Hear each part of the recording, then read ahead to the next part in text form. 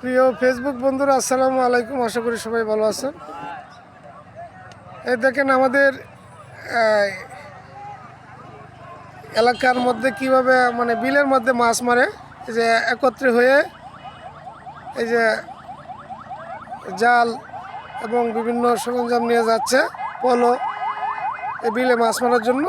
অনেক মানুষ আগে চলে গেছে। এই যে ওদেরকে দেখাচ্ছি, এই যে দেখা যাইতেছে অনেক মানুষজন এই রাস্তা দিয়ে যাচ্ছে, আরো লোকজন আসতেছে।